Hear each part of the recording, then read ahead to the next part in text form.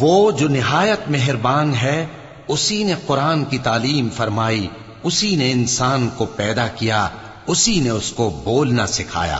سورج اور چاند ایک حساب مقرر سے چل رہے ہیں، اور بوٹیاں اور درخت سجدہ کر رہے ہیں، اور اسی نے آسمان کو بلند کیا اور میزان عدل قائم کر دی کہ اس میزان میں حد سے تجاوز نہ کرو، اور انصاف کے ساتھ ٹھیک تولو اور تول کم مت کرو۔ اور اسی نے خلقت کے لیے زمین بچھائی، اس میں میوے اور کھجور کے درخت ہیں جن کے خوشوں پر غلاف ہوتی ہیں، اور اناج جس کے ساتھ بھس ہوتا ہے، اور خوشبودار پھول۔ تو اے گروہ جن و انس، تم اپنے پروردگار کی کون کون سی نعمت کو جھٹلاؤ گے؟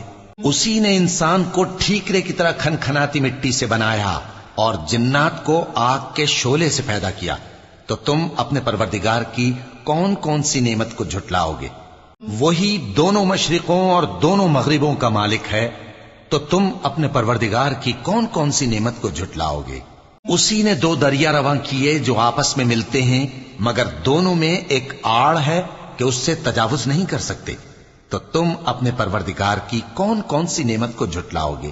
ان دونوں دریاؤں سے موتی اور مونگے نکلتے ہیں، تو تم اپنے پروردگار کی کون کون سی نعمت کو جھٹلاؤ گے؟ اور جہاز بھی اسی کے ہیں جو سمندر میں پہاڑوں کی طرح اونچے کھڑے ہوتے ہیں، تو تم اپنے پروردگار کی کون کون سی نعمت کو جھٹلاؤ گے؟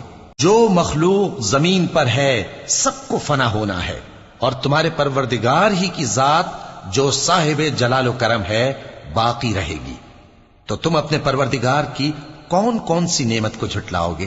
آسمان اور زمین میں جتنے لوگ ہیں سب اسی سے مانگتے ہیں، وہ ہر روز کسی نہ کسی کام میں ہوتا ہے، تو تم اپنے پروردگار کی کون کون سی نعمت کو جھٹلاؤ گے؟ اے دونوں جماعتوں، ہم ان قریب تمہاری طرف متوجہ ہوتے ہیں، تو تم اپنے پروردگار کی کون کون سی نعمت کو جھٹلاؤ گے؟